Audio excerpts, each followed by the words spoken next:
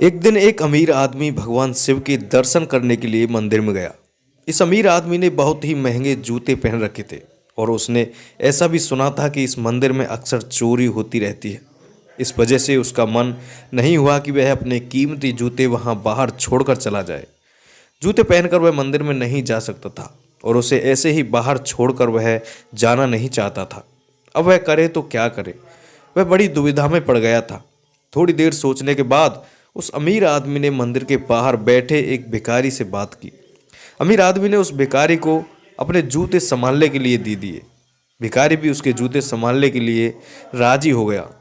फिर वो अमीर आदमी अंदर मंदिर में पूजा करने के लिए चला गया।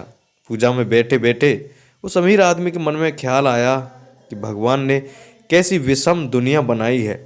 मेरे जैसे कई लोगों को पैरों में कीमती जूते पहनने लायक बनाया है, लेकिन उस बेचारे भिखारी जैसे अनगिनत लोगों को रोटी खाने के लिए भी भीख मांगनी पड़ती है।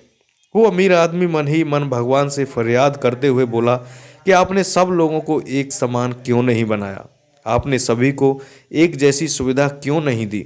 फिर उसके मन ही मन में तय किया कि यहाँ से वापस जाते समय वो उस भिखारी को 500 रुपये देकर जाएगा।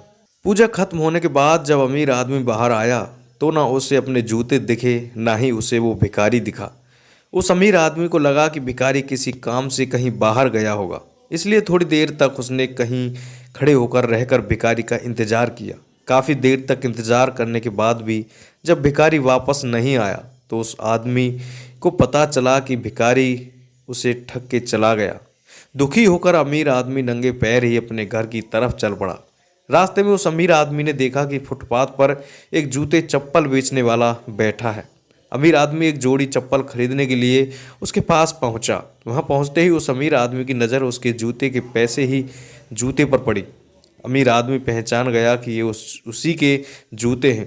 पूछने पर बेचने वाले ने पहले मना किया, लेकिन बार बार पूछने पर और दबाव देने पर उसने माना कि यह जूते उसे एक भिखारी 500 में बेच कर गया है।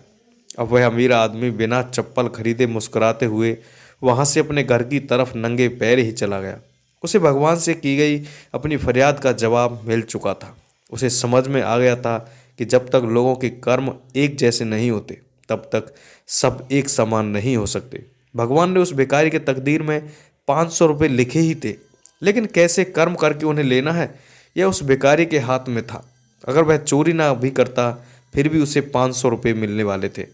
शायद उसके ऐसे ही बुरे कर्मों की वजह से वो आज एक भिखारी था।